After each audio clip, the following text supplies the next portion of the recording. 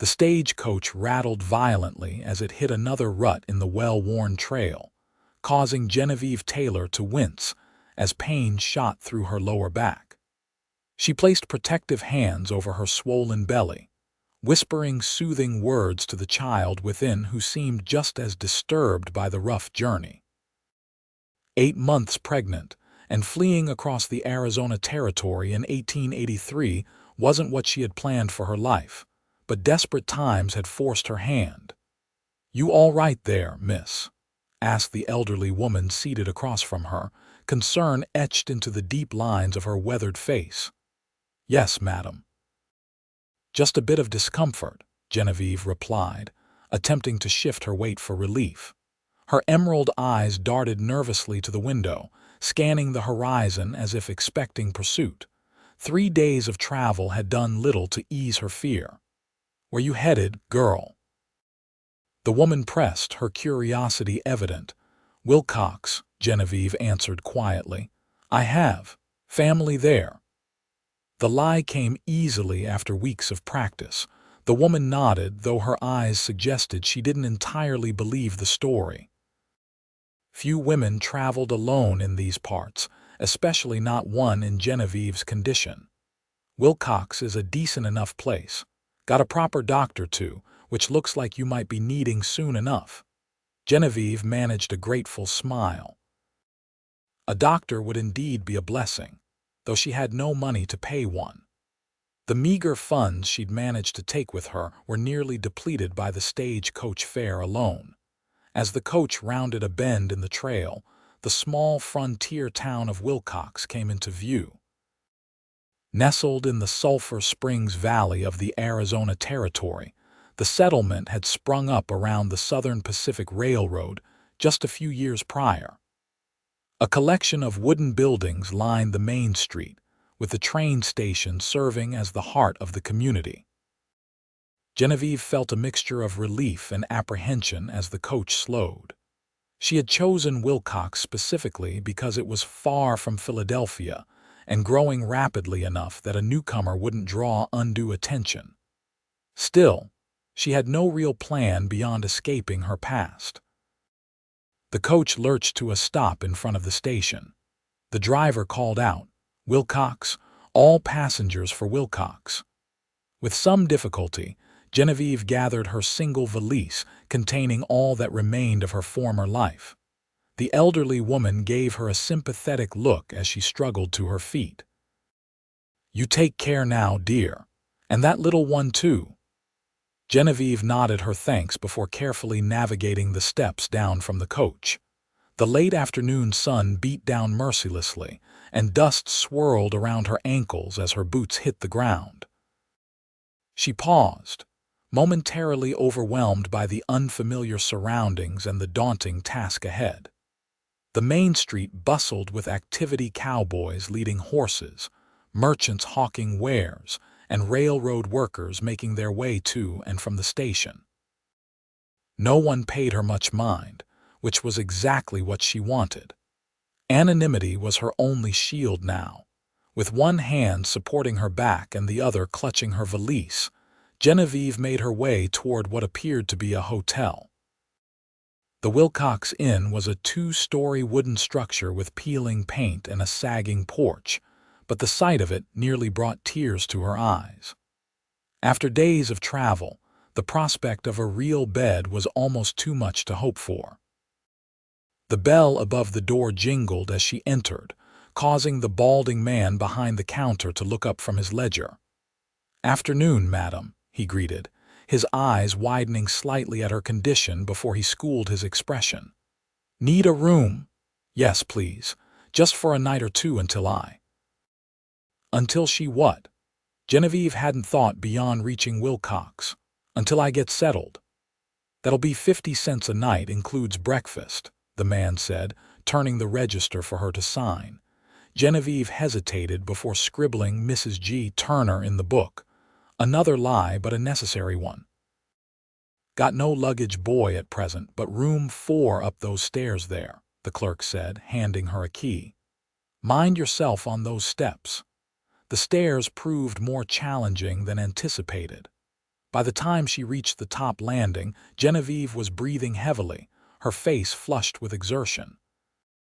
The door to room 4 opened with a creak, revealing a sparse but clean chamber with a narrow bed, washstand, and single window overlooking the main street. Genevieve sank onto the bed, finally allowing the tears she'd been holding back to fall freely. The baby kicked vigorously, as if sensing her distress. "It's all right," she whispered, stroking her belly. "We're safe now. He can't find us here." After allowing herself a brief moment of weakness, Genevieve wiped her tears and began to take stock of her situation. She had enough money for perhaps 3 nights at the hotel and a few meals.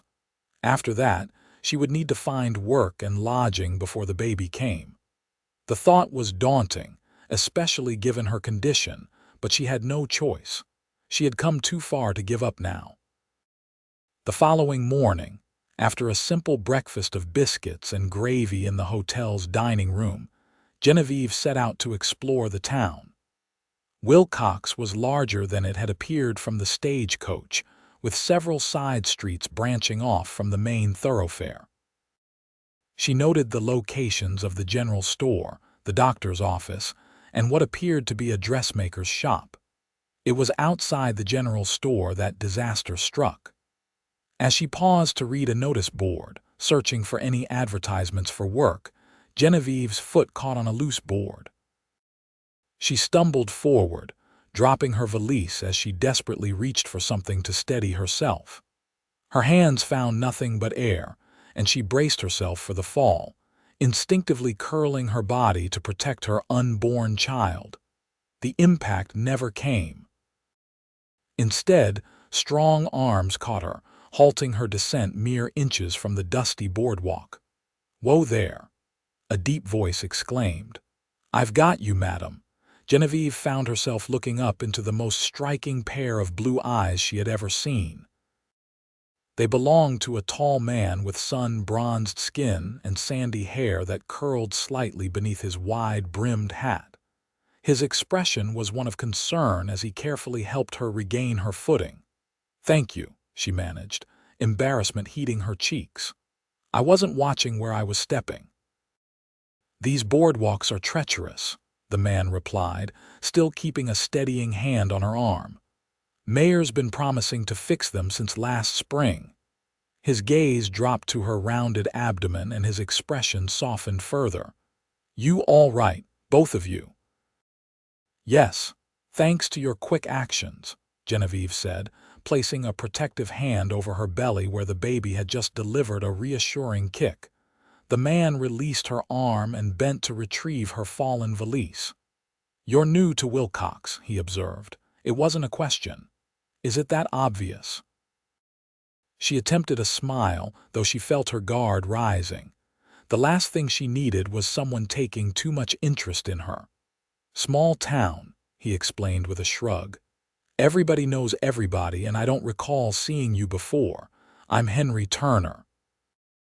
Own the Double T Ranch about 5 miles outside of town." "Genevieve," she replied, deliberately omitting any surname. "I arrived yesterday." Henry nodded, seeming to understand her reticence. "Well, Miss Genevieve, might I ask what brings you to our little corner of the Arizona Territory? We don't get many visitors, especially not." His eyes once again flickered to her belly before quickly returning to her face. "I'm looking for a fresh start," she said simply. It wasn't a lie after all. Something in her tone must have conveyed her discomfort with the questioning, as Henry handed back her valise with an apologetic smile. "My apologies. Not my place to pry." He tipped his hat slightly. "If you're looking for work by chance, my housekeeper mentioned just yesterday that she could use some help with the mending and such. Nothing too strenuous, mind you." Genevieve felt a surge of hope at his words. "I'm quite skilled with a needle," she said quickly, perhaps too eagerly. "And I can cook and keep house as well." Henry seemed surprised by her enthusiasm but nodded thoughtfully. "Tell you what, I'm heading back to the ranch this afternoon.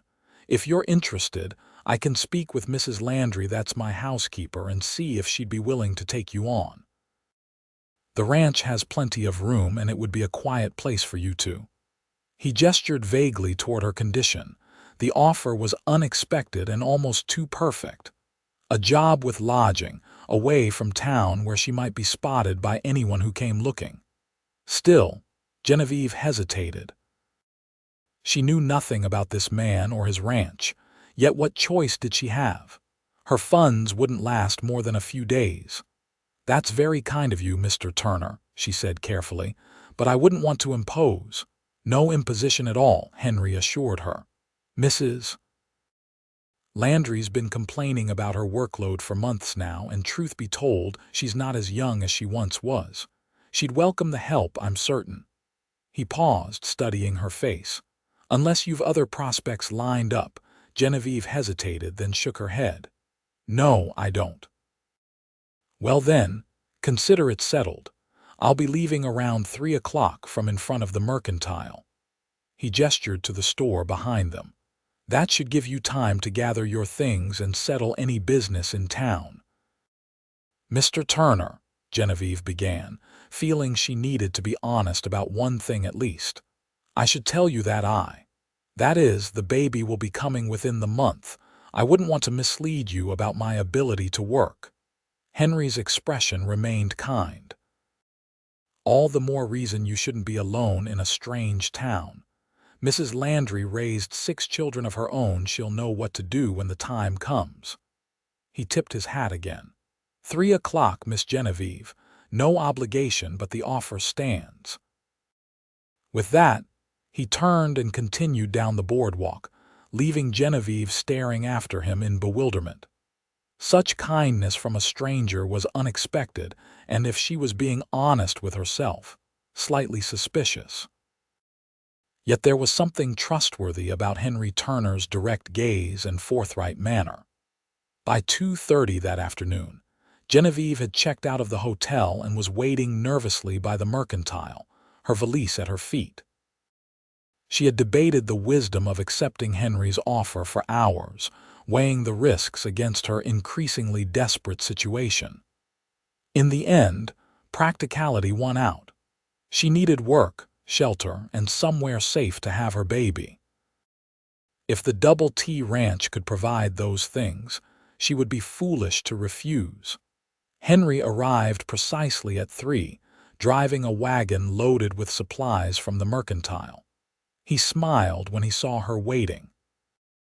"You decided to come then," he said, jumping down from the wagon to help her with her valise.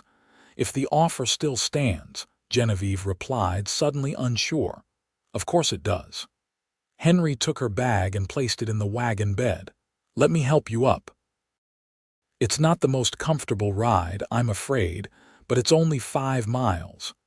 His strong hands were gentle as he helped her climb onto the wooden seat.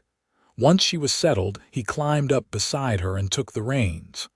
"Ready?" he asked. Genevieve nodded, though in truth, she had no idea what she was ready for. As the wagon pulled away from Wilcox, she couldn't help glancing back at the town that had briefly been her refuge. She was heading into the unknown once again, placing her trust and her future in the hands of a man she had just met. It was either the bravest or the most foolish thing she had ever done. The journey to the Double T Ranch took just over an hour. As they traveled, Henry pointed out landmarks and shared snippets of local history, seemingly content to carry most of the conversation when Genevieve's responses remained brief and guarded. "The ranch has been in my family for about 15 years now," he explained as they crested a hill that provided a view of the valley beyond. "My father bought the land when the territory was still mostly wild, worked himself to death building it up." There was both pride and sadness in his voice. "Been running it on my own for the past 3 years since he passed." "It's just you?" Genevieve asked, then immediately regretted the personal question. Henry didn't seem to mind. "Just me at the main house. Got about a dozen hands who work the ranch, and a few of them stay in the bunkhouse. Mrs. Landry comes with the sunrise and leaves after supper, except on Sundays. He glanced at her. So you needn't worry about propriety. There'll always be others about, and Mrs. Landry is a proper chaperone if ever there was one. Genevieve felt herself blush at his directness, but she was also relieved. Her reputation might be in tatters back east, but she had no desire to court scandal in her new life. The Double T Ranch came into view as they rounded a bend in the trail, a sprawling single-story house with a wide porch, surrounded by several outbuildings and corrals. A large barn stood a short distance away, and beyond that, the land opened up into vast pastures where cattle grazed in the late afternoon sun. "Home sweet home," Henry said, a note of genuine affection in his voice as he guided the horses into the yard. The front door of the house opened before they had fully stopped, and a short, stout woman with iron-gray hair emerged onto the porch. Her hands were planted firmly on her hips as she watched their approach with evident curiosity. "That's Mrs. Landry," Henry murmured. "Don't let her stern look fool you. She's got a heart as big as Texas, though she'd deny it to her dying breath." Henry helped Genevieve down from the wagon with the same care he'd shown earlier, then called out to the housekeeper. "Mrs. Landry, got someone here I'd like you to meet." The woman approached, her shrewd eyes taking in Genevieve's condition without a hint of surprise. "So I see," she said dryly. "And who might this young lady be?" "This is Miss Genevieve," Henry said. "She's new to Wilcox and in need of work. I thought of your complaints about needing help with the mending and such." Mrs. Landry's eyebrows rose slightly. "Did you now?" She turned her attention to Genevieve. "Can you sew, girl?"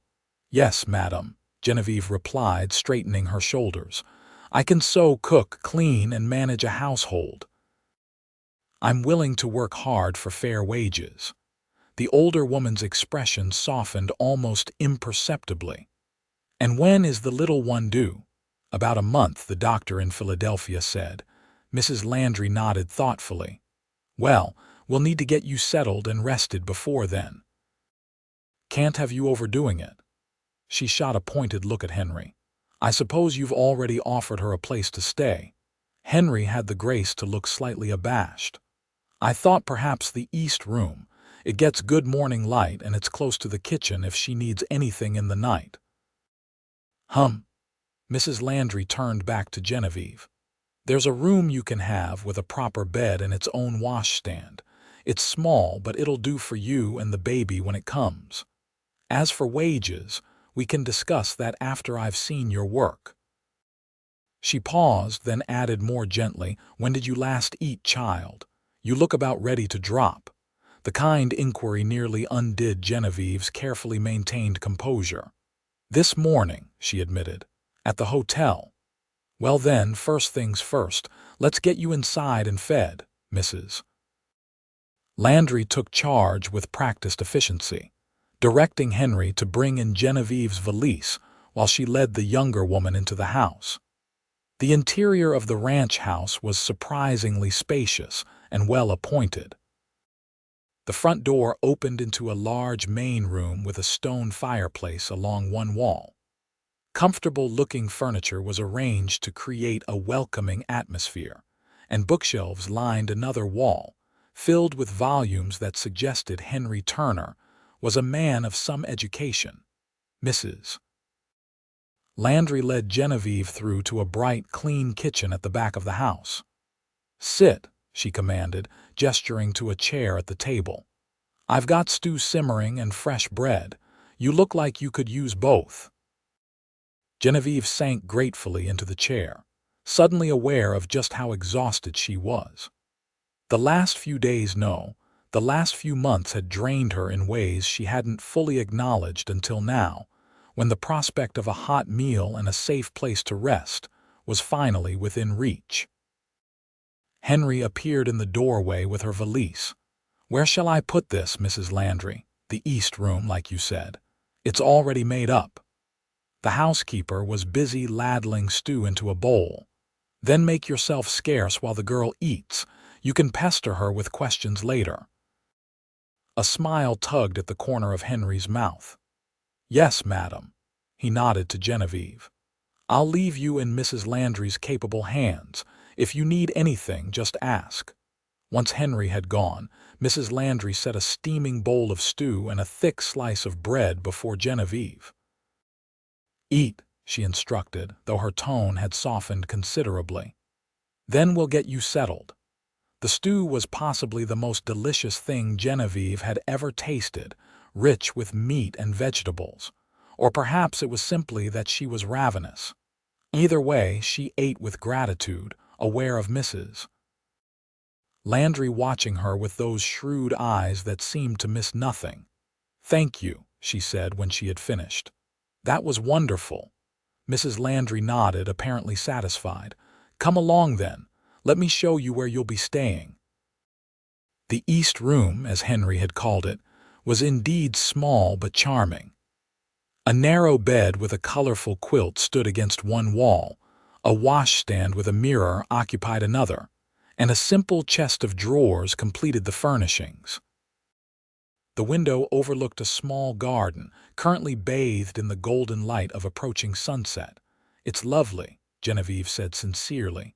"Thank you." Mrs. Landry studied her for a moment. "You running from something, girl?" The direct question caught Genevieve off guard. "I." "Why would you think that?" "Been around long enough to recognize the look," the older woman said simply. "Scared but determined. Looking over your shoulder.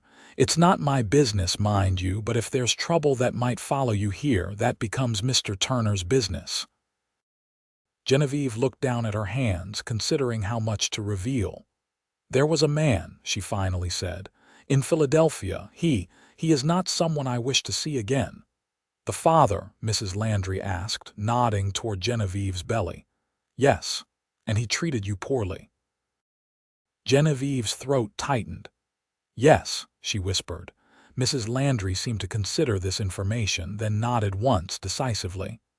"Well, Philadelphia's a long way from Arizona territory, and not many from those parts come through Wilcox. You should be safe enough here."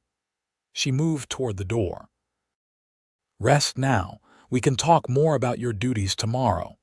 "Mrs. Landry," Genevieve called as the woman was about to leave. "Thank you for not asking more questions." The housekeeper's expression softened.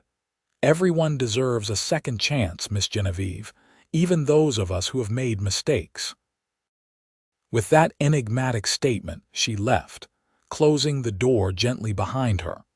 Alone for the first time since arriving at the ranch, Genevieve sank onto the bed, overcome with a mixture of relief and apprehension.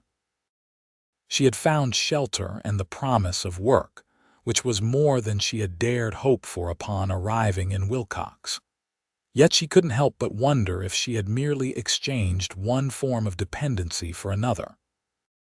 Henry Turner seemed kind enough, but she had learned the hard way that men's kindness often came with expectations.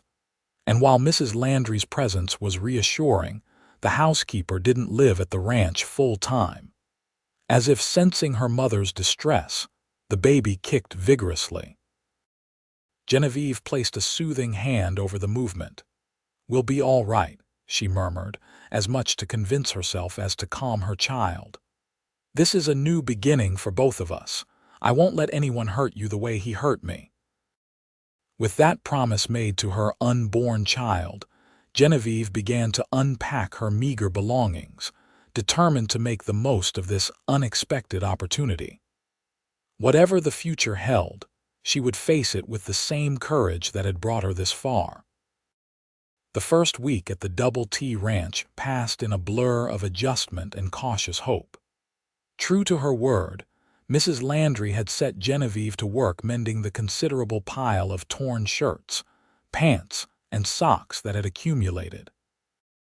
The work was simple enough for Genevieve, whose needlework skills had been honed since childhood, and it allowed her to rest her increasingly weary body while still earning her keep.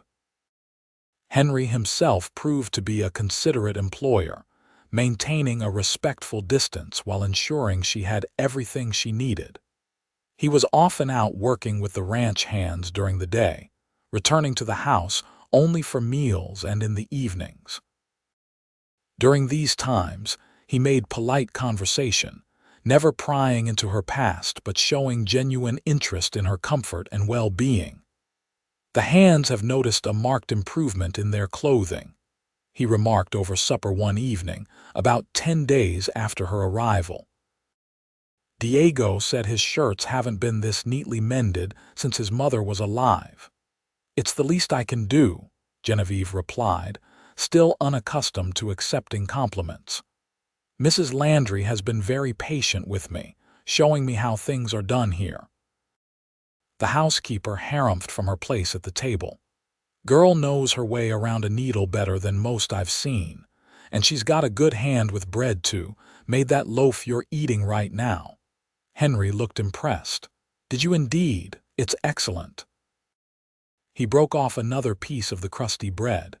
"You're a woman of many talents, Miss Genevieve." She felt herself blush at his praise.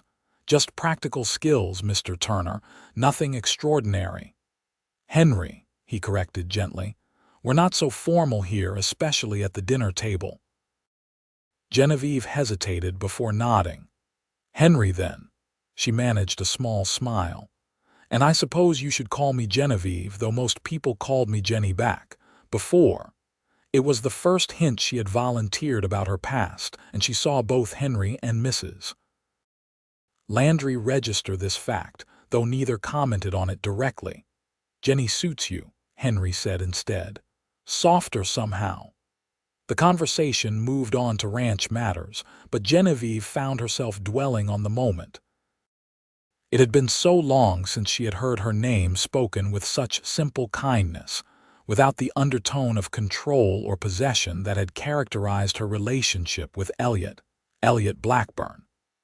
Even thinking his name sent a chill through her.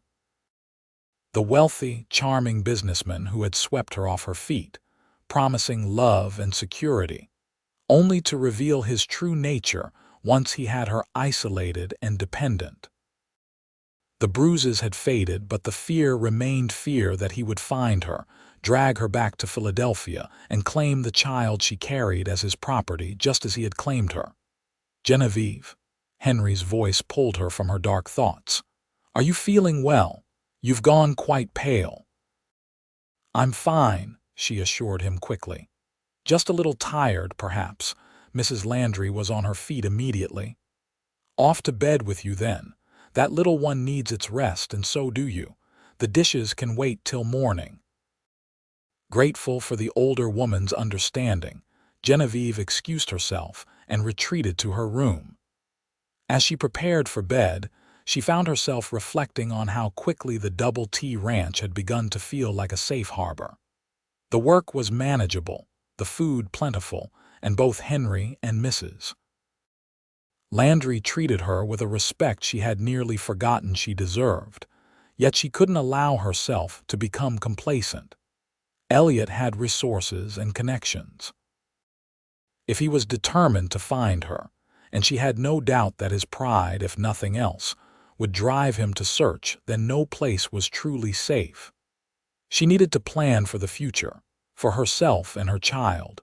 With these sobering thoughts weighing on her mind, Genevieve drifted into an uneasy sleep. She was awakened sometime in the dead of night by a sharp, twisting pain that took her breath away. For a disorienting moment, she couldn't remember where she was.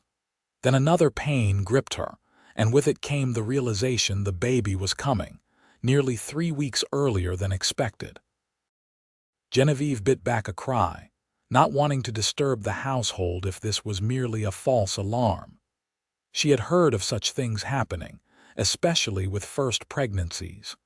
But when a third pain came stronger than the previous two, she knew this was no false alarm. Struggling to sit up, she managed to light the lamp beside her bed with trembling hands. The warm glow illuminated her small room, casting dancing shadows on the walls. Another pain seized her, and this time she couldn't suppress a gasp. Moments later, There was a soft knock at her door. "Genevieve, are you all right?" Henry's voice thick with sleep but concerned. "The baby," she managed between gritted teeth. "It's coming." There was a moment of silence then. "I'll fetch Mrs. Landry. Hold on." The thought of Henry riding all the way to Mrs. Landry's home in the middle of the night, leaving her alone with her labor, filled Genevieve with panic. "Wait," she called. "Don't leave." The door opened slightly, and Henry stood there in his nightshirt and hastily donned trousers, his hair disheveled from sleep. The propriety of the situation didn't even occur to Genevieve as another contraction gripped her. Henry was at her side in an instant, his hand finding hers.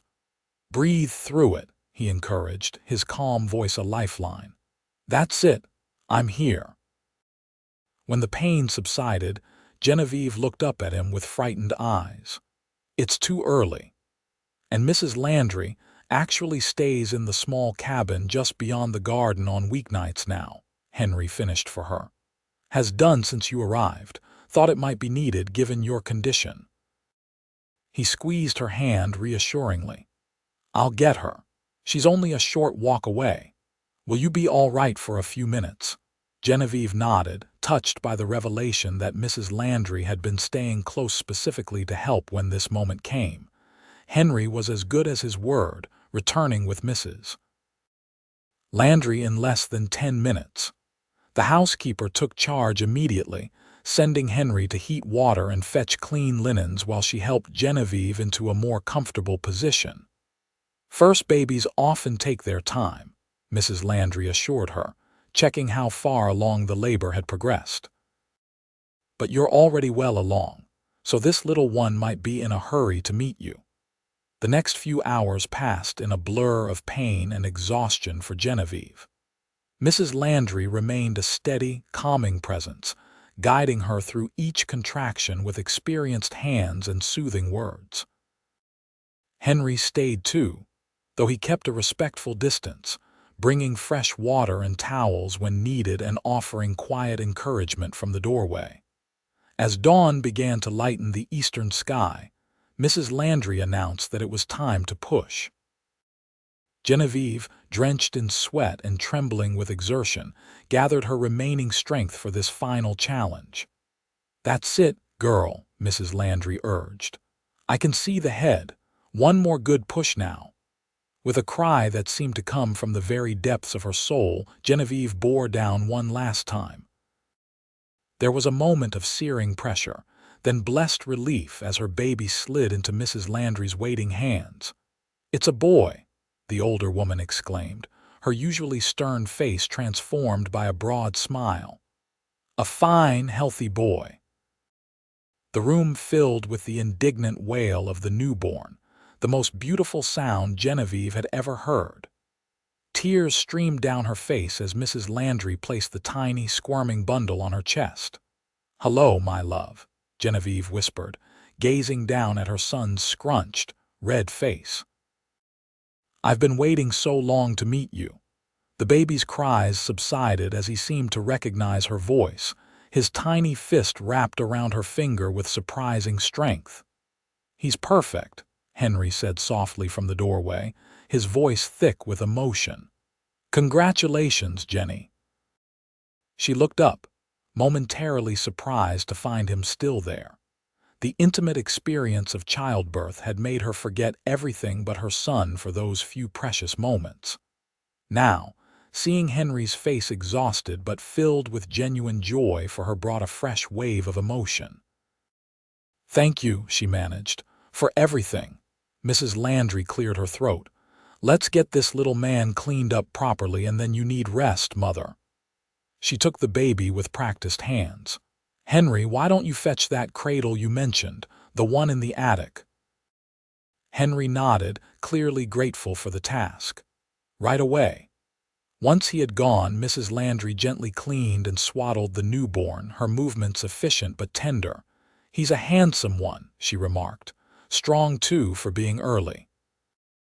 "Yes," Genevieve agreed, watching in wonder as her son's tiny features came into clearer view once the birth fluids were washed away. dark wisps of hair, a nose that seemed too large for his small face, and when his eyes briefly fluttered open, a glimpse of what might eventually be blue. "What will you call him?" Mrs. Landry asked as she placed the swaddled infant back in Genevieve's arms. Genevieve hesitated. She had considered many names during her pregnancy, but now, looking at her son's face, only one seemed right. "James," she said softly. "After my father, he was a good man." Her throat tightened with emotion. He would have loved his grandson. Mrs. Landry nodded approvingly. "James it is, then. A fine, strong name for a fine, strong boy." Henry returned shortly with a beautifully crafted wooden cradle, which he set beside Genevieve's bed. "It was mine when I was a baby," he explained somewhat self-consciously. "Been in the attic gathering dust all these years. Thought it might come in handy now." The gesture touched Genevieve deeply. "It's beautiful," she said, running her fingers along the smooth wooden edge. "Thank you, Henry." After ensuring that both mother and baby were comfortable, Mrs. Landry shooed Henry from the room. "That boy needs his breakfast and you need sleep," she told Genevieve firmly. "I'll be right outside if you need anything." Finally alone with her son, Genevieve studied his sleeping face with a mixture of awe and fierce protectiveness. "It's just you and me now, James," she whispered. "But we're not alone. We've found good people here." She pressed a gentle kiss to his forehead. "I promise you'll never know the fear I've known. I'll keep you safe always." With her son nestled securely in the cradle beside her, Genevieve finally allowed herself to rest, more at peace than she had been in months. The days following James's birth passed in a haze of exhaustion and joy for Genevieve. Mrs. Landry proved invaluable, showing her how to nurse, bathe, and care for her newborn with patient instruction. The housekeeper had moved temporarily into one of the spare bedrooms to be available day and night, a sacrifice for which Genevieve was profoundly grateful. Henry, for his part, gave her the space she needed while ensuring she wanted for nothing. Fresh flowers appeared in her room daily. Meals were brought to her when she was too tired to come to the table, and he had even arranged for the local doctor to ride out from Wilcox to check on both her and James. "Dr. Whitman says you're both doing remarkably well," he reported with evident relief after one such visit, about a week after the birth. "Says James is thriving despite being a bit early." Genevieve smiled tiredly from her place in the rocking chair Henry had brought down from the attic to join the cradle. James was nursing contentedly, his tiny hand resting against her breast. "He has a healthy appetite, that's certain." Henry's ears reddened slightly at the intimate scene, though he maintained his composure. "Mrs. Landry mentioned you might like to sit on the porch for a while today, get some fresh air. I could carry the cradle out for you if you'd like." The prospect of leaving her room, which had begun to feel confining despite its comforts, was appealing. "That would be lovely, thank you." Later that afternoon, bundled in a shawl against the slight chill of the autumn air, Genevieve sat on the ranch house's wide front porch, James sleeping peacefully in his cradle beside her. The view stretched for miles across the rolling grasslands dotted with cattle, all the way to the distant mountains that shimmered purple in the afternoon light. "It's beautiful here," she said softly when Henry joined her, bringing a cup of tea. "It is," he agreed, settling into the chair beside hers. "Never tire of the view, especially this time of day." He handed her the tea. "Mrs. Landry said you might like this, some special blend she makes for new mothers." Genevieve accepted the cup gratefully. "She's been so kind, you both have." She hesitated, then added, "I don't know how I can ever repay you." Henry shook his head. "Nothing to repay. You needed help and we could provide it. That's all there is to it." "Most people wouldn't see it that way," Genevieve observed. An unwed mother, a stranger with no references, obviously running from something. She looked down at her sleeping son. "You took a risk taking me in." Henry was quiet for a moment, his gaze fixed on the distant horizon. "Maybe," he finally conceded. "But I've always believed in trusting my instincts about people, and my instincts told me you were someone worth helping." He turned to look at her directly. "Whatever you're running from, Jenny, it's in the past. You and James are safe here for as long as you want to stay." The simple declaration, spoken with such quiet certainty, brought tears to Genevieve's eyes. "Thank you," she whispered. They sat in companionable silence for a while, watching the sun begin its descent toward the western mountains. James stirred in his cradle, making the small mewling sounds that Genevieve had already learned preceded full-blown cries of hunger. She reached for him automatically. "Would you like to hold him?" she asked impulsively, glancing at Henry. His expression shifted from surprise to uncertain eagerness. "I'd like that if you're sure," Genevieve nodded, carefully lifting James from his cradle and placing him in Henry's arms. The rancher's large, work-roughened hands cradled the infant with surprising gentleness, adjusting to support his head as Genevieve instructed. "Hello there, little man," Henry murmured, his face softening as he gazed down at the baby. "Aren't you something special?" James blinked up at him, his newborn eyes still unfocused but seeming to study the new face above him. One tiny hand escaped the swaddling and waved in the air. Henry offered his finger and the baby gripped it tightly, bringing a smile to the rancher's face. "Strong grip," he commented. "He'll make a fine horseman someday." The casual reference to James's future here at the Double T caught Genevieve off guard. The idea that they might stay long enough for her son to learn to ride, to grow up under these vast Arizona skies, was both appealing and frightening. It meant allowing herself to hope, to plan beyond mere survival. "I don't know much about horses," she admitted, watching the interaction between Henry and her son with a curious warmth spreading through her chest. "I could teach you both," Henry offered, his eyes still on James. "When you're ready." The moment was interrupted by Mrs. Landry's appearance at the door. "Supper's nearly ready," she announced. "And that boy will be wanting his own supper soon enough, I'd wager." As if on cue, James began to fuss, his small face scrunching up in preparation for a proper cry. Henry carefully handed him back to Genevieve, their hands brushing in the exchange. "Thank you for sharing him with me," Henry said softly. Genevieve cradled her son close, feeling the now familiar tugging in her breast that signaled it was indeed time to feed him. "Thank you for wanting to hold him," she replied, equally soft. Something passed between them in that moment, an understanding, perhaps, or the beginning of one. Neither had the words for it yet, but as Genevieve rose to take James inside for his feeding, she found herself wondering if perhaps, just perhaps, she had found not just safety at the Double T Ranch, but something more. As autumn deepened into winter, life at the Double T settled into a comfortable rhythm. James thrived, growing stronger and more alert with each passing day. By December, he was smiling in response to faces and voices, with a particular toothless grin reserved for Henry, who never failed to spend time with him each evening when he returned from working the ranch. Genevieve, too, was flourishing in her new environment. Once fully recovered from childbirth, she had gradually taken on more responsibilities around the house, initially helping Mrs. Landry with cooking and cleaning, then eventually managing many household tasks on her own.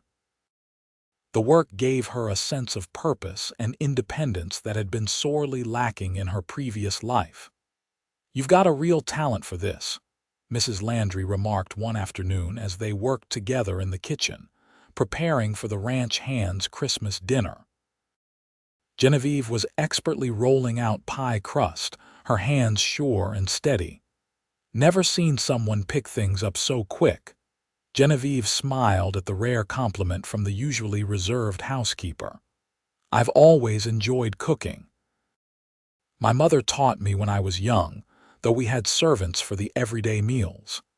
It was the most she had revealed about her upbringing, and Mrs. Landry took note, pausing in her vegetable chopping. "Your family had money then?" "My father was a banker," Genevieve replied after a moment's hesitation. "We lived comfortably." Her expression clouded.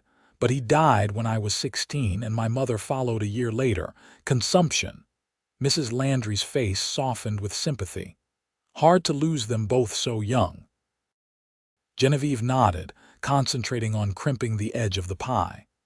"I went to live with my aunt afterward. She was strict." The word hardly encompassed Aunt Meredith's cold, critical nature, but it would do. She was determined to see me properly settled, as she put it. "With the father of your boy?" Mrs. Landry asked carefully. Genevieve's hands stilled. She had never spoken of Elliot to anyone at the ranch, but perhaps it was time. Mrs. Landry and Henry had earned her trust 100 times over in the months she had been there. "Yes," she finally said. "Elliot Blackburn, is, a businessman, wealthy, respected in Philadelphia society. My aunt was thrilled when he showed interest in me." A bitter smile crossed her face. She didn't look too closely at what kind of man he really was. Mrs. Landry waited, giving her space to continue or stop as she chose. "He was charming at first, attentive, made me feel special after years of my aunt's criticism." Genevieve resumed her work on the pie, finding it easier to speak while her hands were occupied. "We were engaged within 2 months.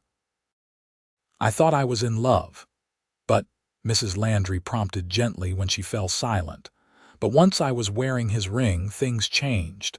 He became controlling, critical of everything I did, everyone I spoke to. If I disagreed with him, he would fly into a rage." She swallowed hard. "The first time he hit me, I was so shocked I couldn't even cry. He apologized after, of course, said it would never happen again." "But it did," Mrs. Landry said softly, no question in her tone. Genevieve nodded. "It got worse, and then I discovered I was pregnant." Her voice caught. "I thought it would change things, that he would be happy, gentle again. Instead, he was furious, accused me of trapping him." Her hands trembled slightly as she placed the pie crust in its dish. "The last time, I feared for my life and for my babies, so I ran." The kitchen was silent save for the crackling of the fire in the stove. Then Mrs. Landry reached out and placed her weathered hand over Genevieve's. "You did right," she said firmly. "Some men don't deserve the name. You protected yourself and that boy as any good mother would." Tears stung Genevieve's eyes at the validation. "I took money from his safe," she confessed. "Enough to get as far away as possible. He'll have reported it stolen by now.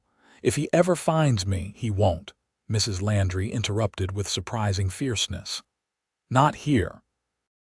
And if by some devil's chance he did, he'd have Henry and every hand on this ranch to deal with before he got anywhere near you or James." The certainty in the older woman's voice was comforting, even if Genevieve couldn't quite believe that Elliot would never find them. Still, for the first time, she allowed herself to consider a future where she and James were truly free of his shadow. "Thank you," she said simply, "for listening, for understanding." Mrs. Landry squeezed her hand once more before returning to her vegetables. "Everyone's got a past, girl. It's what you do with your future that matters." Later that evening, after James had been fed and settled in his cradle, Genevieve found Henry alone in the main room. He was seated in his favorite chair by the fireplace, reading one of his many books. The scene was so peaceful, so domestic that she hesitated to disturb him. As if sensing her presence, Henry looked up. His face immediately warmed with a smile. "Jenny, is James asleep?" "Just now," she confirmed, moving into the room. He fought it as usual. He's becoming quite determined about what he wants, Henry chuckled. Strong-willed. That'll serve him well someday. Genevieve settled into the chair opposite his, drawing comfort from the fire's warmth. Henry, I spoke with Mrs. Landry today about my past. She met his eyes directly. I think perhaps you should know as well if I'm to continue staying here. Henry carefully marked his place in his book and set it aside, giving her his full attention. Only if you want to tell me, Jenny. I've never required explanations. I know, and that's part of why I want to tell you. She took a deep breath and began her story again, this time including more details: how she had met Elliot at a society function, his courtship, the gradual erosion of her confidence under his criticism and control, and finally, the escalating violence that had driven her to flee. Henry listened without interruption, his expression grave but not judgmental. When she finally fell silent, he remained quiet for a long moment, his gaze fixed on the dancing flames in the fireplace. I understand if this changes things, Genevieve said nervously into the silence. If you feel I deceived you, no, Henry said firmly, looking up at her. You did what you had to do to protect yourself and your child. There's no shame in that. His hands tightened on the arms of his chair. If anything, I wish I could meet this Elliot Blackburn. Have a few words with him about how a man treats a woman. The protective anger in his voice was so different from Elliot's cold rage that Genevieve felt something inside her relax, a tension she hadn't even realized she was still carrying. What I want you to understand, Henry continued more gently, is that nothing has changed as far as your place here is concerned. You and James are welcome at the Double T for as long as you wish to stay, whether that's another month, another year, or... He hesitated, then finished, or forever. The word hung in the air between them, laden with meaning. Genevieve found herself unable to look away from Henry's earnest gaze, her heart beating faster in her chest. Henry, she began, uncertain what she wanted to say. He leaned forward slightly. I know it's too soon, he said quietly. You've been through a terrible ordeal and you need time. I understand that, but I want you to know that He took a deep breath. I care for you, Jenny, and for James, more than I thought possible after knowing you such a short time. The confession, simple and heartfelt, brought a flush to Genevieve's cheeks. I care for you too, she admitted softly. You've been so kind, so patient. It's not kindness, Henry clarified, his blue eyes intent on hers. Well, not only kindness, it's something more. Something I haven't felt before. Genevieve's throat tightened with emotion. After Elliot, she had believed herself incapable of trusting a man again, much less developing feelings for one. Yet here she was, her heart opening to this quiet, steadfast rancher who had offered help without demands, care without control. I don't know if I'm ready, she confessed. Sometimes I still wake up afraid, thinking I hear him coming for me. Henry nodded, understanding in his expression. I'm not asking for anything now, Jenny, just a chance someday when you're ready, if you're ever ready. The humility in his request touched her deeply. I think, she said carefully, that someday might come sooner than I once thought possible. A smile spread across Henry's face, lighting his eyes with hope. Then I'll wait for someday, he promised, however long it takes. The moment was interrupted by a cry from Genevieve's room. James, awake and demanding attention once again. She rose with a rueful smile. Duty calls, she said. Henry stood as well. May I? He asked, gesturing toward her room. I'd like to say good night to him. Together they went to tend to the fussing infant, their newfound understanding adding a layer of warmth to the simple domestic task.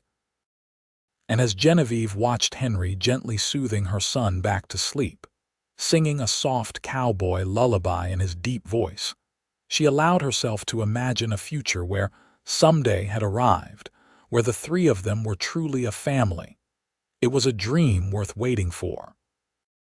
The Christmas celebration at the Double T Ranch was unlike anything Genevieve had experienced before. In Philadelphia, the holiday had been a formal affair with elegant parties and expensive gifts, all carefully orchestrated to impress. Here, it was a boisterous, joyful gathering of ranch hands and nearby homesteaders, with simple homemade decorations and hearty food prepared by Genevieve and Mrs. Landry. The main room of the ranch house had been transformed with pine boughs, red ribbons, and candles. A small tree stood in the corner, adorned with paper stars and wooden ornaments that Henry said had belonged to his mother. The delicious smells of roasting turkey, fresh bread, and spiced cider filled the air, mingling with the scent of pine. James, now just over 2 months old, was passed from admiring arms to admiring arms, enduring the attention with surprising patience. Genevieve watched nervously at first, unaccustomed to sharing her son so freely, but soon relaxed as she saw how careful everyone was with him, how genuinely delighted they seemed by his presence. "He's a natural charmer," Henry observed, coming to stand beside her as she watched Diego, one of the older ranch hands, bouncing James gently on his knee. "Gets that from his mother, I'd say." Genevieve laughed softly. "Hardly. I was always terribly shy at gatherings." "I find that hard to believe," Henry said. "You've handled today beautifully. Mrs. Landry says you organized most of it yourself." "I enjoyed it," she admitted.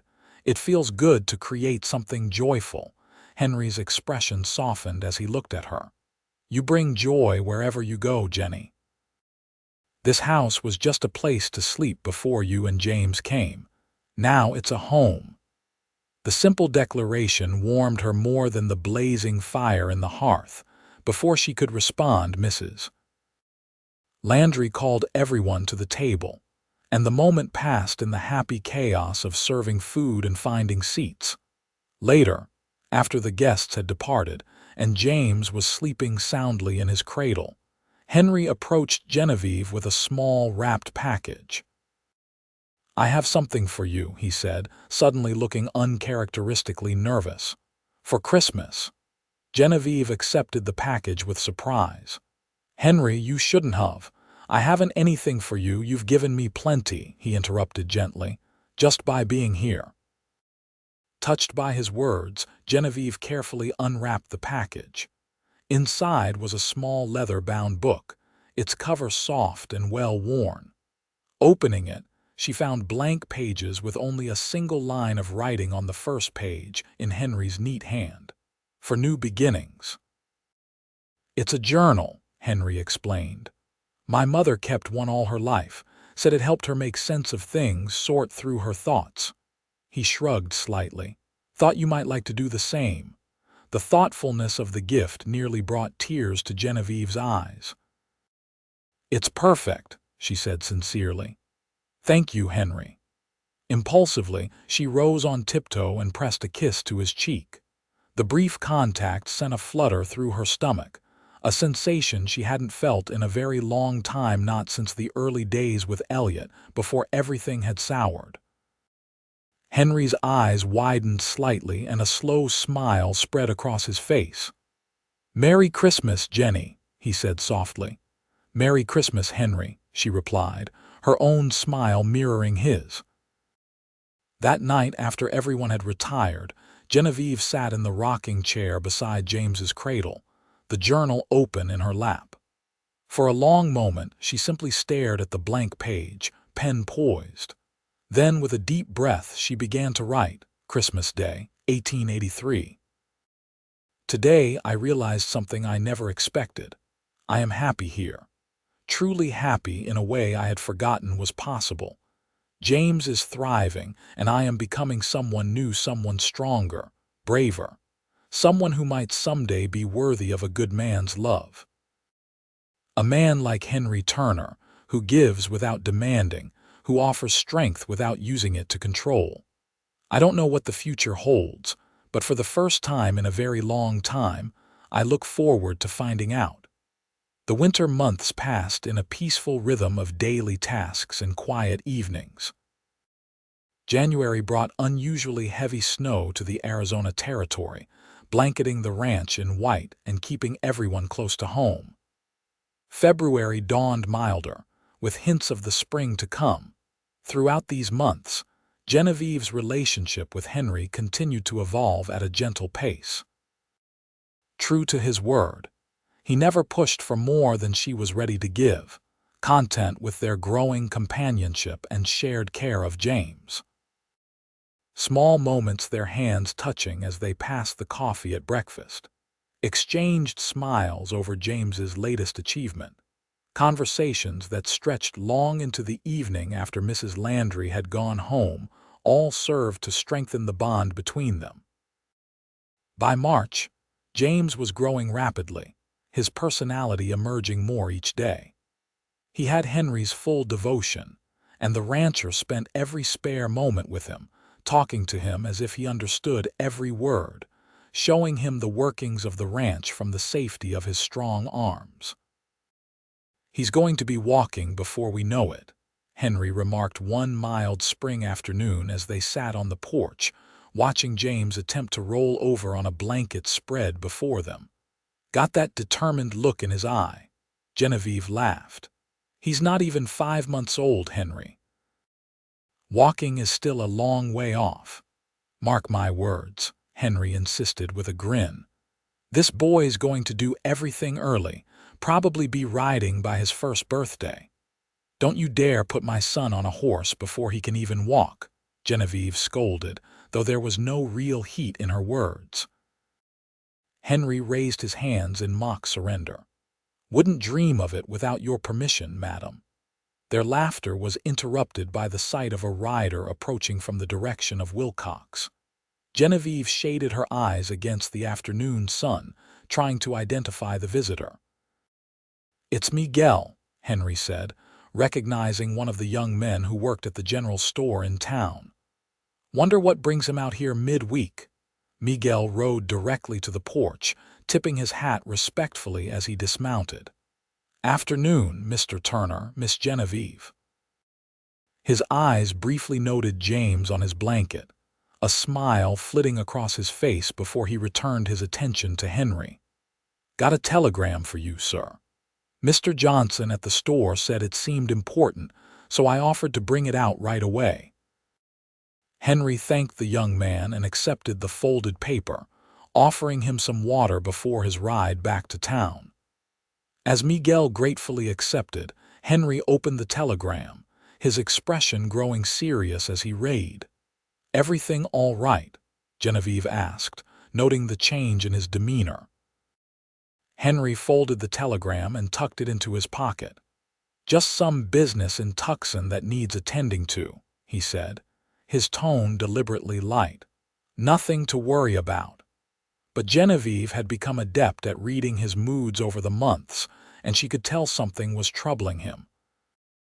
However, with Miguel present, she didn't press the issue. After the young man had departed, refreshed and carrying their thanks back to Mr. Johnson, Genevieve gathered James into her arms and turned to Henry. "What is it really?" she asked directly. "The telegram." Henry hesitated, his gaze moving from her face to James and back again. "It's probably nothing," he began, then sighed at her skeptical look. "There's a man in Tucson asking questions about a woman fitting your description, traveling with a newborn." Genevieve felt the blood drain from her face. "Elliot," she whispered, clutching James tighter, "he's found us." Henry stepped closer, placing a steady hand on her shoulder.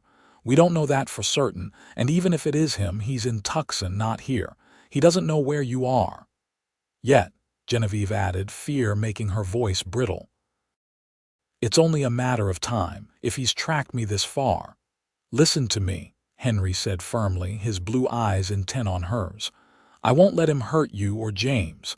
Whatever it takes, I'll protect you both." The conviction in his voice steadied her somewhat. "What did the telegram say exactly?" Henry withdrew the paper from his pocket. It's from an old friend who works at the hotel in Tucson. Says a well-dressed Easterner's been asking after a young woman traveling alone with a baby, claiming she's his wife and ran off with their child, offering a reward for information. He looked up from the telegram. My friend thought it sounded suspicious, given how the man's behaving. Thought I should know since he's aware I took in a woman and child some months back. He'll find us, Genevieve said, panic rising in her chest. I should leave, get further away before he know, Henry interrupted, his tone brooking no argument. Running again isn't the answer, Jenny. You and James have a home here now, you belong here. His expression softened. With me, if you'll have it so. The implied meaning of his words registered even through her fear. Henry. I know the timing is awful, he continued, a slight flush rising to his cheeks. And I'd planned to do this properly, not prompted by some telegram. But the fact is, I love you, Genevieve Taylor. I love you and I love James as if he were my own. I want to marry you, to give you both my name and my protection, to build a life together. Genevieve stared at him, her heart pounding in her chest. Despite the growing feelings she'd recognized in herself over the past months, she hadn't expected this declaration now, under these circumstances. You don't have to say yes just because of this threat, Henry added quickly, misinterpreting her silence. I understand if you need time. But know that my offer stands regardless. I'll protect you either way. It's not that, Genevieve said softly. I never imagined I could feel this way again, trust someone again. She took a deep breath. But I do trust you, Henry, and I do love you. Hope blazed in his eyes. Then, yes, she said, surprising herself with the certainty she felt. Yes, I'll marry you. The smile that transformed Henry's face was like sunrise breaking over the mountains. He stepped forward, carefully mindful of James in her arms, and cupped her face in his hands. May I kiss you, Jenny? He asked, his voice husky with emotion. In answer, she rose on tiptoe, meeting him halfway. Their first kiss was gentle, tentative, a promise of deeper feelings to come. When they separated, Genevieve felt a sense of rightness, of coming home, that transcended even her fear of Elliot's pursuit. Now, Henry said, his expression shifting to determination, let's deal with this threat to our family. I'm going to Tucson. Alarm shot through Genevieve. No, he's dangerous, Henry. If he suspects you're helping me, I'll be careful, Henry assured her. But I need to know what we're facing.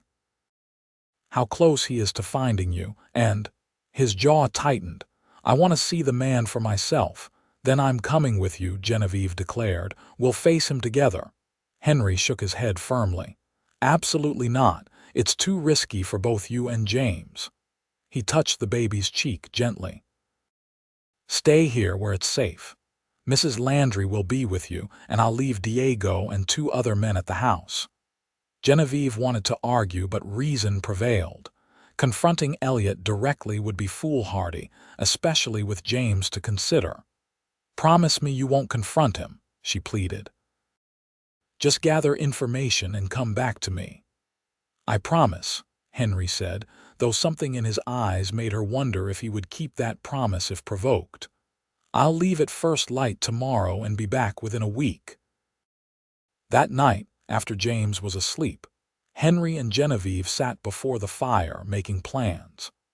Mrs. Landry had been informed of the situation and had immediately declared she would stay at the ranch house day and night until Henry returned. If I'm not back in 7 days, or if there's any sign of trouble, Henry instructed, Diego will take you and James to my cousin's place near Prescott. You'll be safe there until I can join you. Genevieve nodded, though the thought of Henry not returning filled her with dread. Be careful, she said for perhaps the 10th time that evening. Elliot is. He can be charming when he wants to be, convincing, but there's a darkness in him. Henry took her hand, his thumb tracing circles on her palm. I know men like that, all shine on the surface, rot underneath. Don't worry. I won't be fooled. They stayed up late, reluctant to part even for sleep, aware that the peaceful life they had been building might soon be challenged. When Genevieve finally retired to her room with James, Henry walked her to her door. "When I get back," he said softly, "and when this is all behind us, we'll be married properly, if that's still what you want." Genevieve reached up to touch his face, tracing the strong line of his jaw. "It's what I want," she confirmed. "More than anything." He bent to kiss her once more, this time with greater urgency, as if trying to memorize the feel of her lips against his. "Sleep well, my love," he whispered.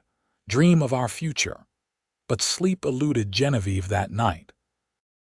Instead, she sat beside James's cradle, watching her son's peaceful slumber and praying that Henry would return safely, that they would indeed have the future they had begun to plan. The days of Henry's absence stretched interminably for Genevieve, though Mrs. Landry kept her busy with household tasks, and James demanded constant attention as he became more active. Her thoughts continually returned to Henry in Tucson, potentially face to face with the man she had fled across the country to escape. On the fourth day, a rider approached the ranch not from the direction of Tucson, but from Wilcox. Diego, who had stationed himself near the house as Henry had instructed, intercepted the visitor before he reached the porch where Genevieve was sitting with James. After a brief conversation, Diego approached Genevieve. "It's Sheriff Bennett from town, Miss Genevieve. Says he needs to speak with you." Genevieve's heart raced as the sheriff dismounted and approached, removing his hat respectfully. "Miss Taylor," he greeted her. "Sorry to disturb you." "Not at all, Sheriff," she replied, striving to keep her voice steady. "What can I do for you?" Sheriff Bennett shifted uncomfortably.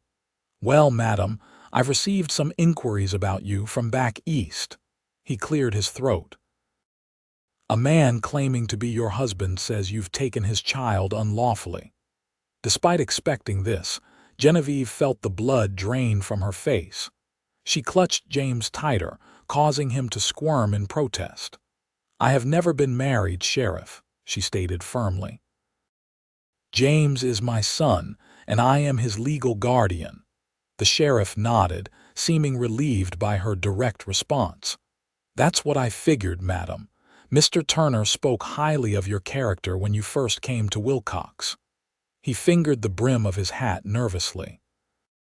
"However, this gentleman is quite insistent, says he has documentation proving his claims.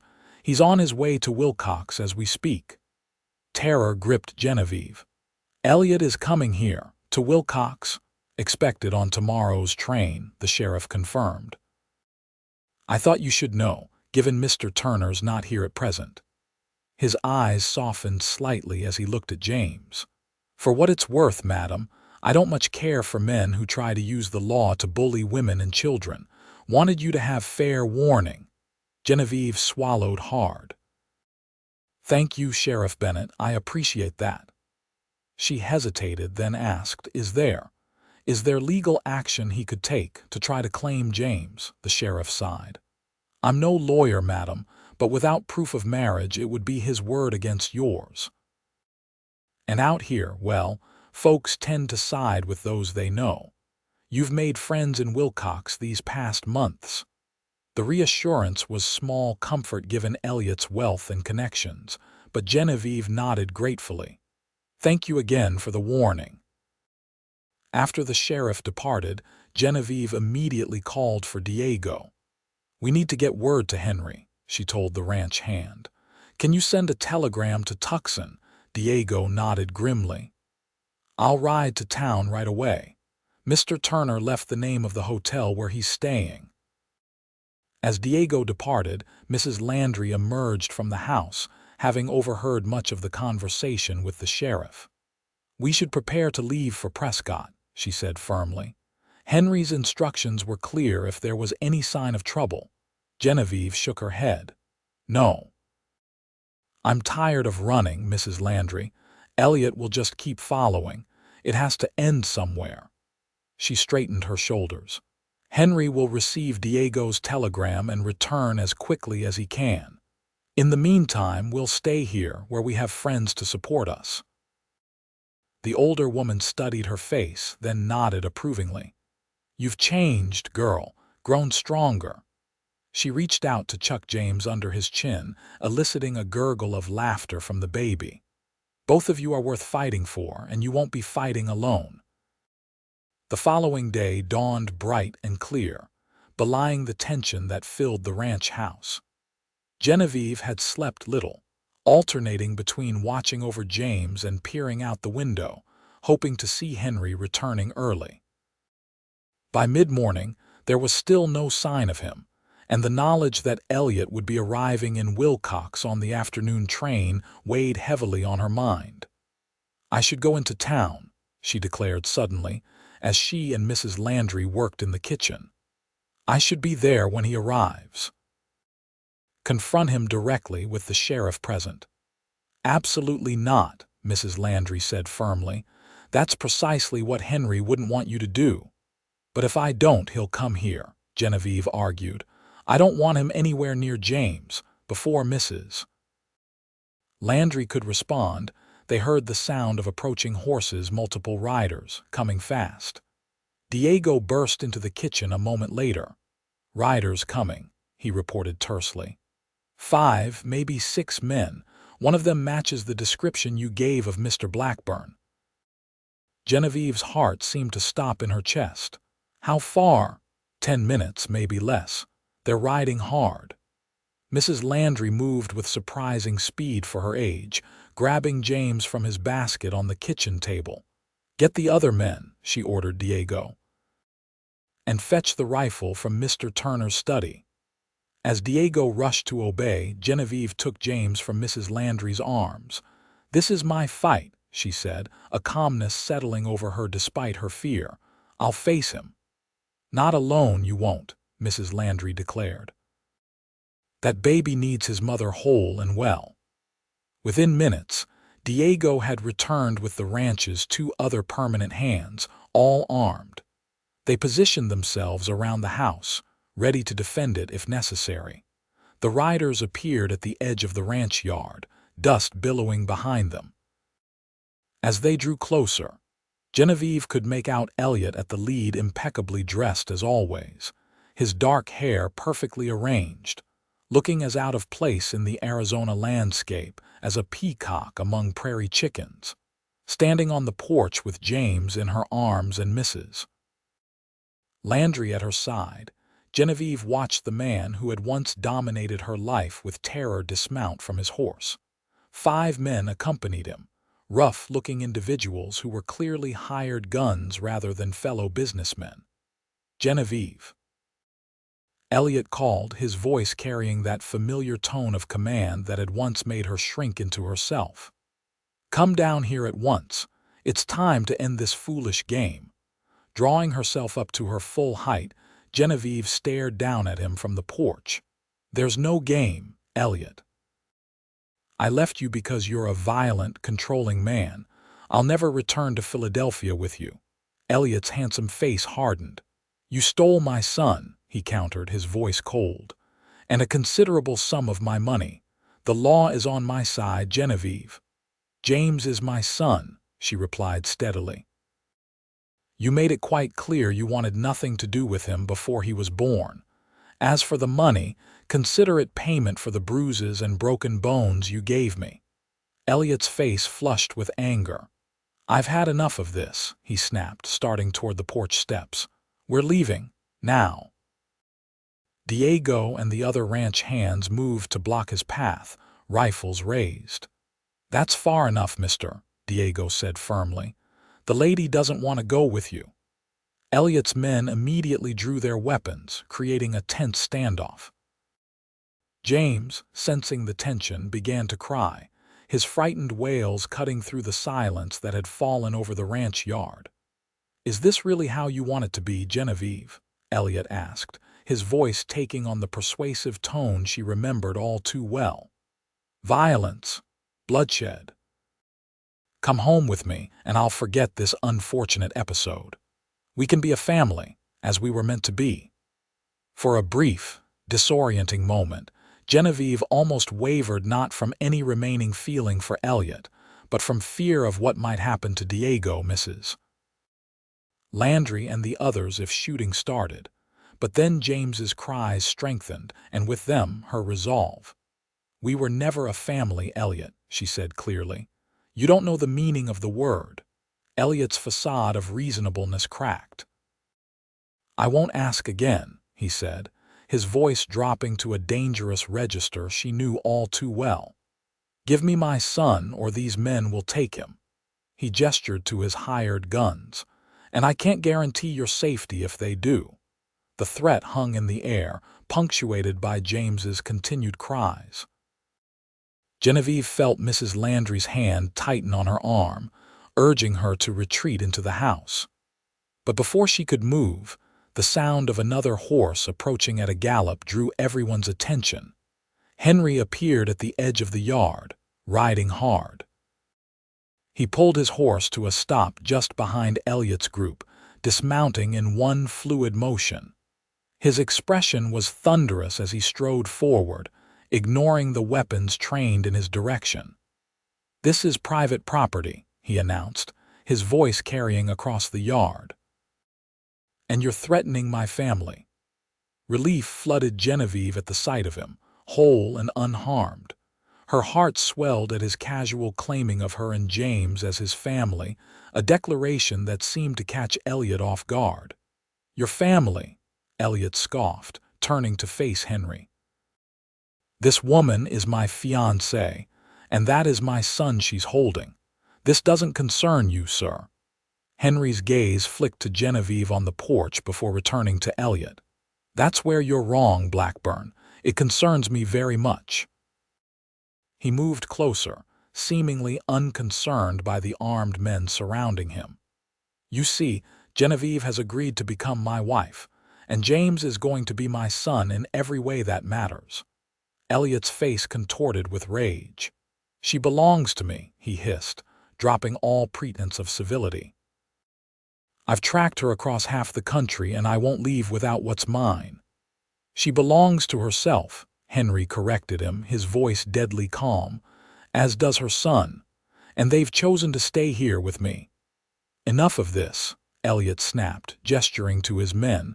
"Take the woman and child. Kill anyone who interferes." The hired guns moved to obey, but before they could take more than a step, a new voice rang out from the direction of the road. "That'll be quite enough." Sheriff Bennett rode into the yard, accompanied by 4 deputies. They fanned out, surrounding Elliot's group with weapons drawn. "Lower your weapons, gentlemen," the sheriff ordered Elliot's men.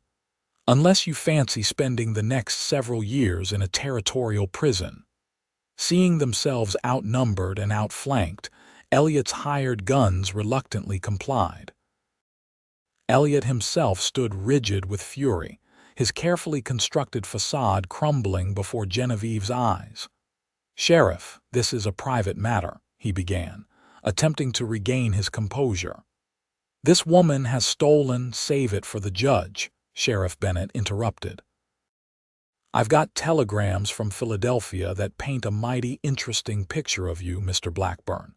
Seems you've got a history of violence that you've managed to keep quiet through money and connections."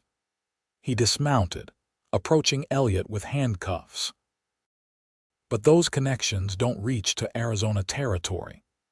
As the sheriff secured Elliot's wrists behind his back, Henry made his way to the porch, taking the stairs 2 at a time.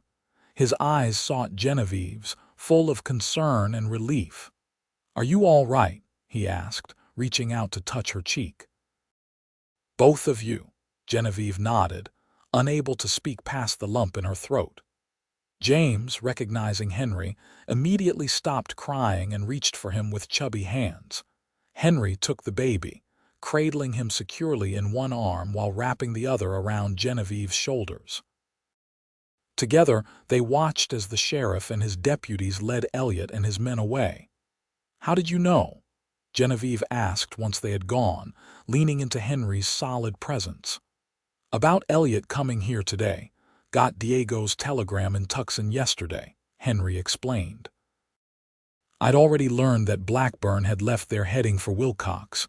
I rode all night to get back. His arm tightened around her. I was so afraid I'd be too late. The sheriff, she questioned. Those telegrams he mentioned. A slight smile touched Henry's lips.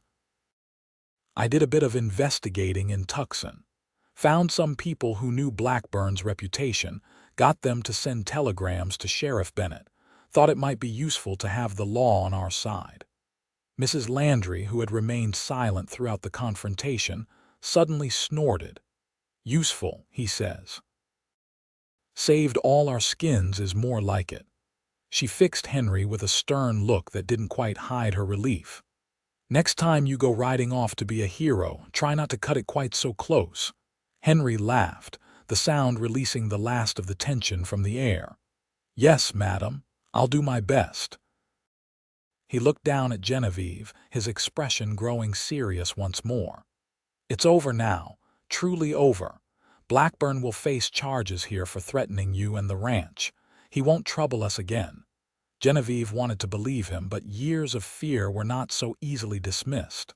Are you sure? He has money influence. Not here, Henry assured her. And not any more if what I heard in Tucson is true. Seems his business has been failing. That might be part of why he was so desperate to find you. He needs the money you took. The revelation was startling. Elliot failing in business. He had always seemed so invincible, so powerful. The thought that he might have been pursuing her partly out of financial desperation rather than simply to control her was oddly liberating. Then it really is over, she whispered, allowing herself to truly believe it for the first time. Henry set James in Mrs. Landry's waiting arms, then turned to face Genevieve fully.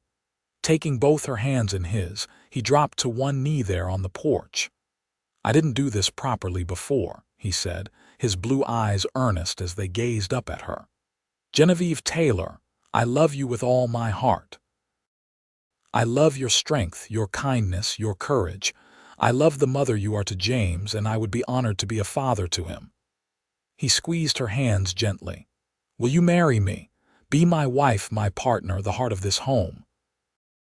Tears welled in Genevieve's eyes as she looked down at this man who had become so dear to her in such a short time. This man who had offered safety without condition, support without control, love without demands.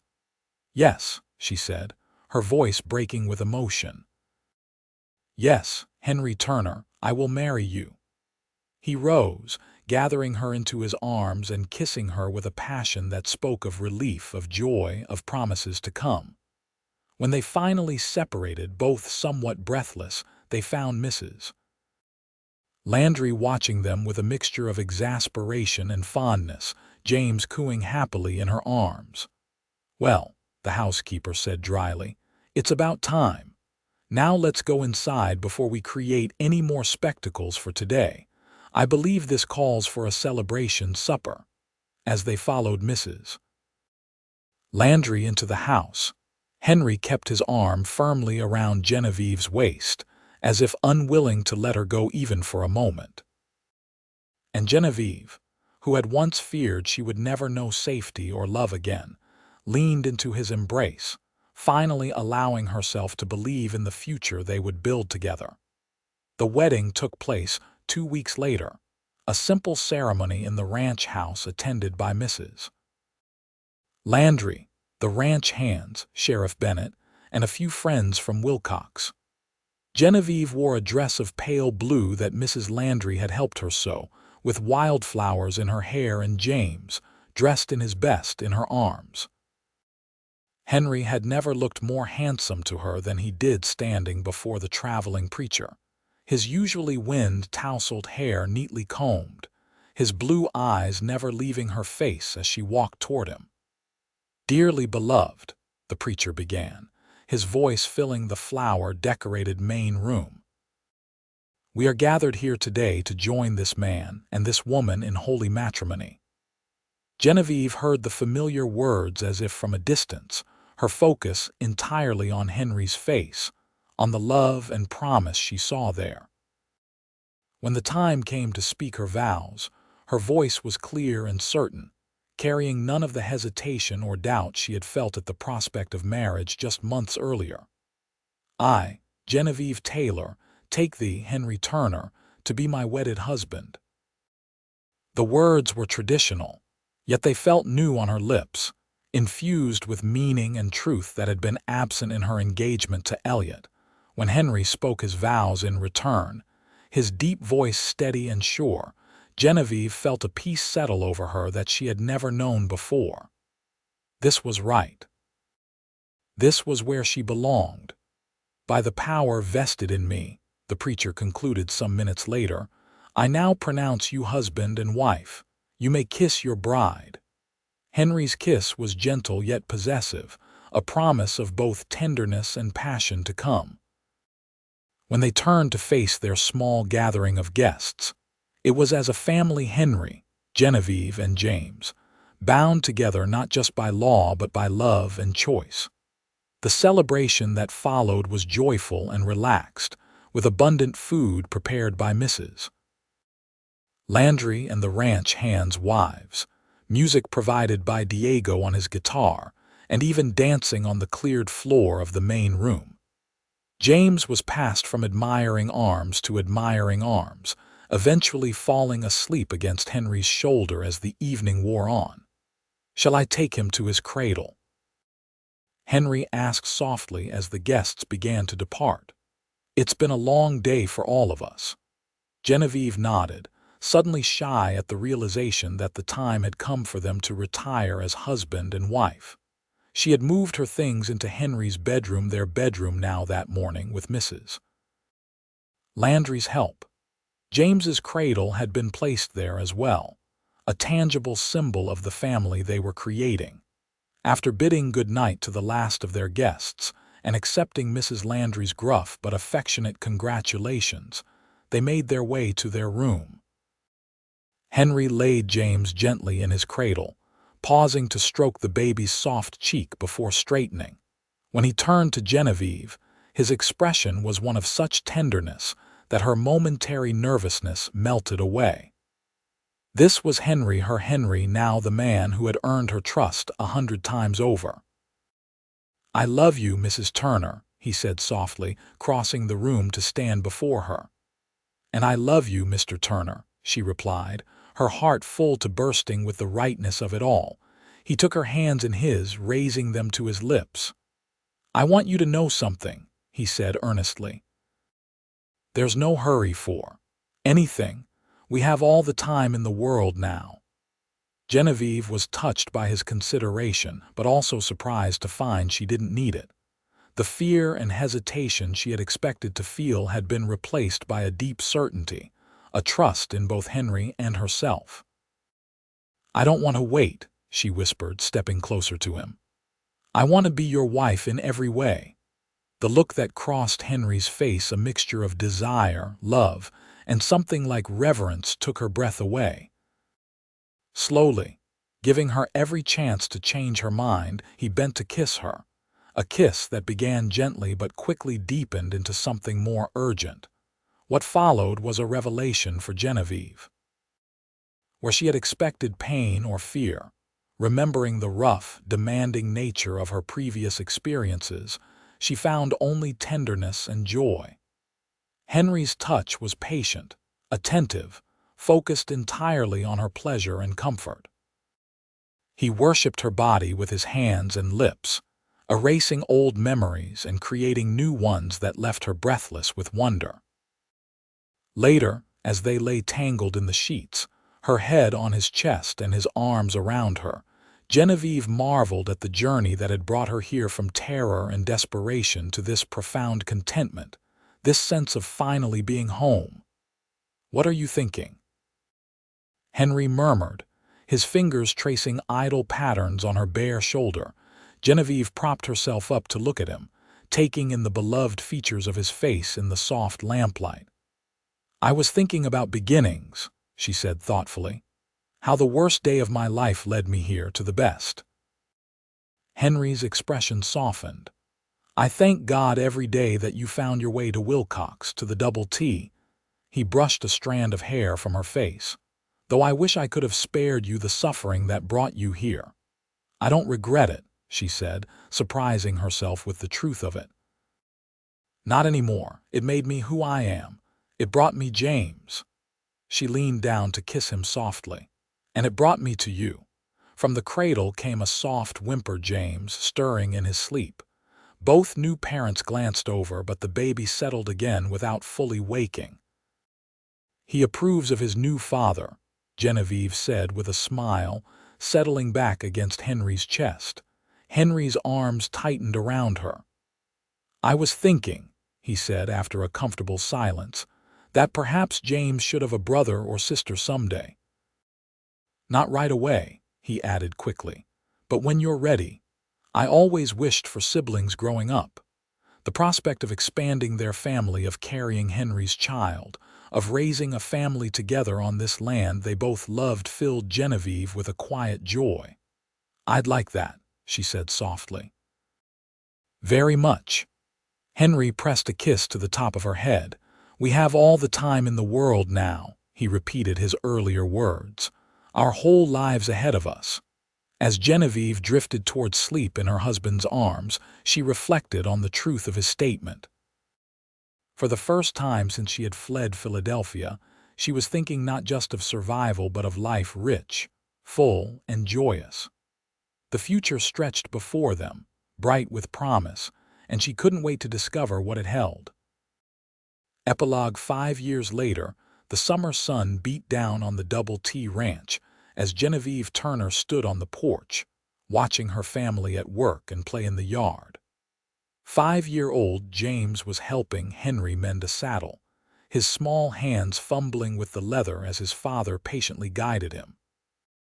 Nearby, 3-year-old William chased butterflies with the single-minded determination of a toddler, his chubby legs carrying him in zigzags across the grass. Inside, in the cradle Genevieve could just glimpse through the open door. 2-month-old Sarah slept peacefully, untroubled by the heat or her brother's occasional shouts of excitement. 3 children in 5 years, Genevieve thought with a smile, one hand absently rubbing her back where the strain of carrying and nursing babies had taken its toll. Yet she wouldn't change a moment of it, not the sleepless nights, the chaotic meal times, or the constant balancing of household duties with motherhood. "Mama, look," James called, holding up the small piece of leather he had just stitched with Henry's help. "I'm fixing it." "Wonderful job, sweetheart," Genevieve called back, her heart swelling with love for her firstborn. James had grown into a handsome, curious boy with his mother's green eyes, and a confidence that Genevieve knew came from the security of Henry's love and guidance. William, hearing his brother receive praise, immediately abandoned his butterfly chase and ran to the porch, holding up empty hands. "Look, Mama, look," Genevieve laughed, swooping down to scoop up her middle child. "What have you found, my love?" "Bug," William declared, though his hands were conspicuously empty. "Big bug. Is that so?" Genevieve played along, examining his hands with exaggerated interest. "Why, it must have been magical to disappear like that." William giggled, pleased with the game, then squirmed to be put down so he could resume his explorations. As Genevieve set him on his feet, she caught Henry watching her, a soft smile playing on his lips. "What?" she asked, returning his smile. Henry shook his head slightly. "Just thinking how blessed I am," he replied.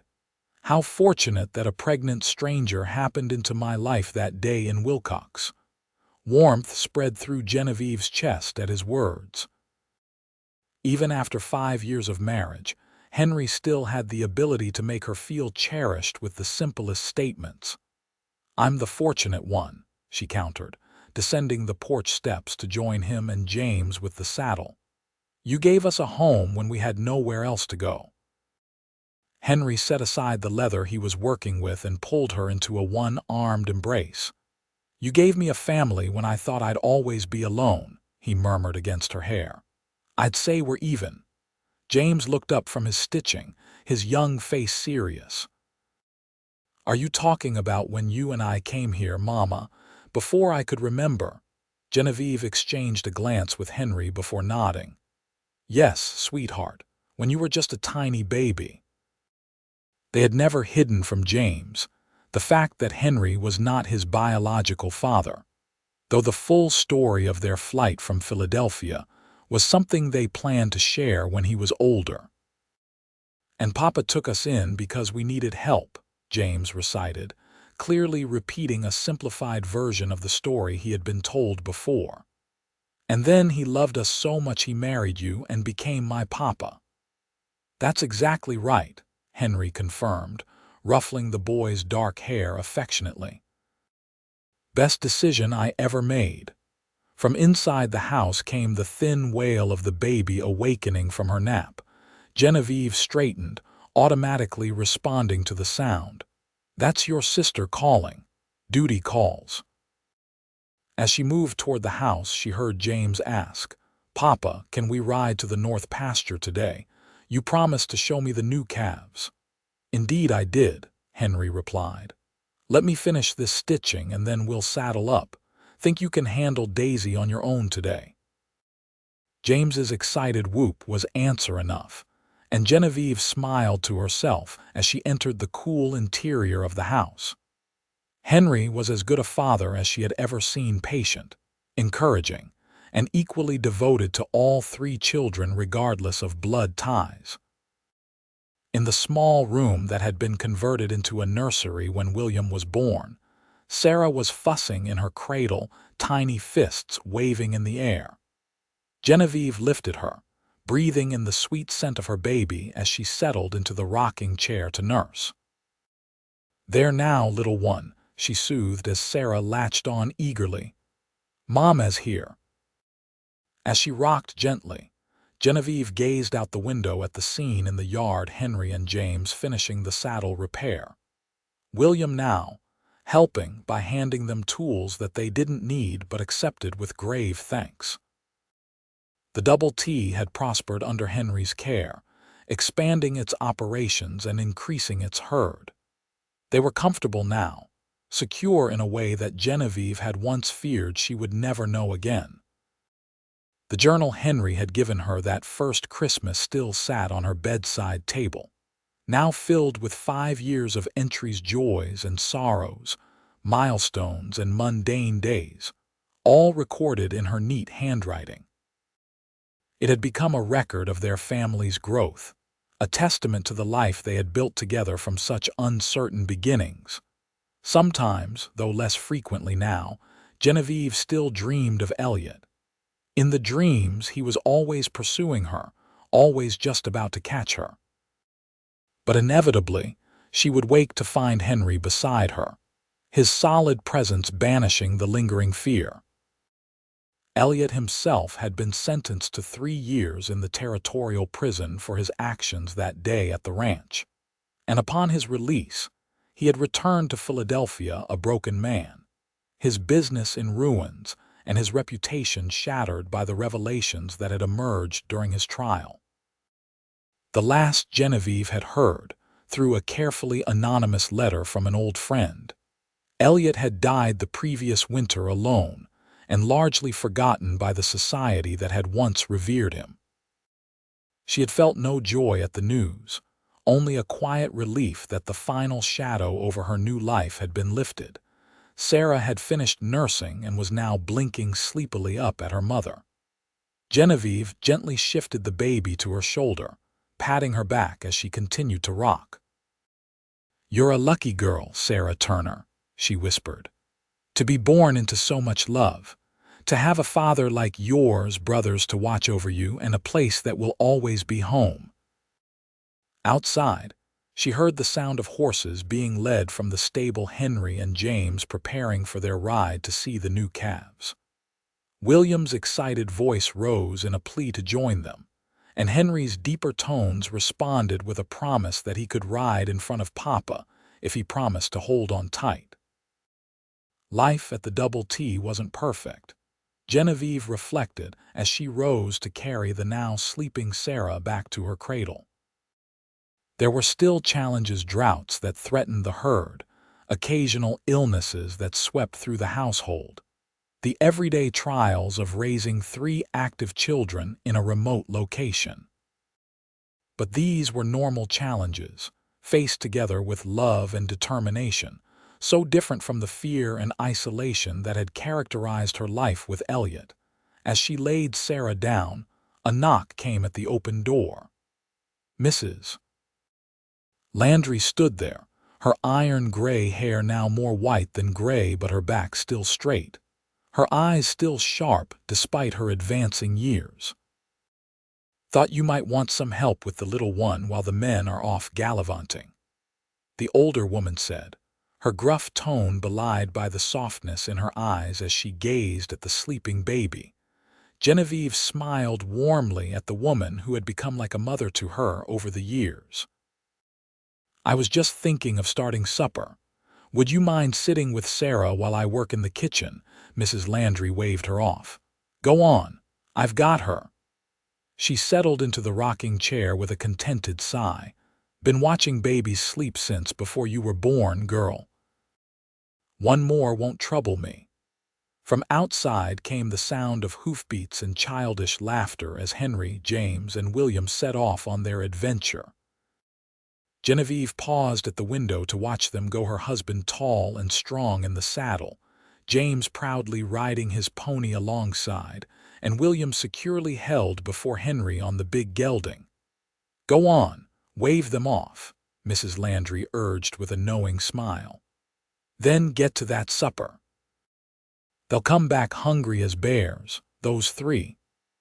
Genevieve hurried to the front porch, waving as her husband and sons rode toward the distant pastures.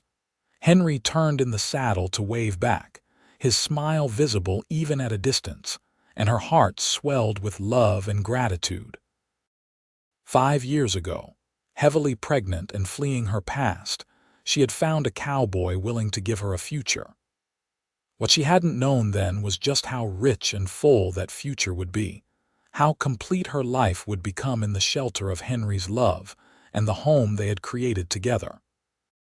As she returned to the house to prepare the evening meal, Genevieve sent a silent prayer of thanks to whatever providence had guided her steps to Wilcox that fateful day, to the Double T Ranch, and to the man who had become her heart's true home.